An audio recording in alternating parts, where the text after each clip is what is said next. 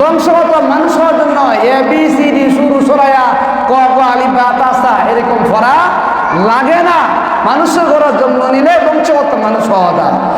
আর গুণগত মানুষ হওয়ার জন্য, প্রকৃত মানুষ হওয়ার জন্য, হাকিকাতান মানুষ হওয়ার জন্য, বাস্তবে মানুষ হওয়ার জন্য, আল্লাহ প্রকৃত মুমিন বান্দা হওয়ার জন্য, জান্নাতি মানুষ হওয়ার জন্য একটা শিক্ষার প্রয়োজন রয়েছে।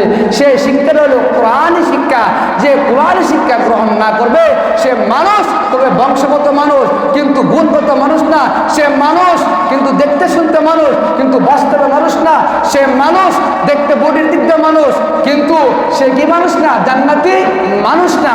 মুহতারাম হাজরিন, যেরকম বংশগত মানুষের জন্য ABCD শুরু সরায় ক খ গ ঘ আলিফ বা তা সা কোনো কিছু প্রয়োজন পড়ে না, কিন্তু প্রকৃত মানুষ হওয়ার জন্য, গুণগত মানুষ হওয়ার জন্য, আধ্যাত্মিক মানুষ হওয়ার জন্য, বাস্তবে মানুষ হওয়ার জন্য তার একটা শিক্ষা রয়েছে।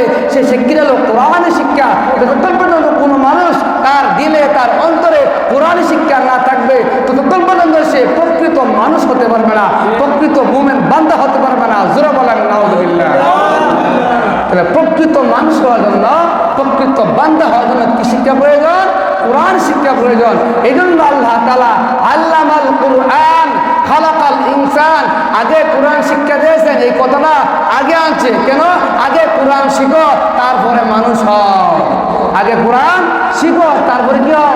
মানুষ হও। কোরআন শিখবে না, কোরআন জানবে না, কোরআনওয়ালাকে মহব্বত করবে না, কোরআন ফরমাওয়ালাকে মহব্বত করবে না, ঘৃণা করবা, তাহলে তুমি প্রকৃত মানুষ হতে পারবে না। যদি প্রকৃত বান্দা এবং মানুষ হতে চাও, তাহলে কোরআন শিক্ষা গ্রহণ করো, গ্রহণ করিয়া তারপরে প্রকৃত মানুষ হও। জোরে বলেন সুবহানাল্লাহ।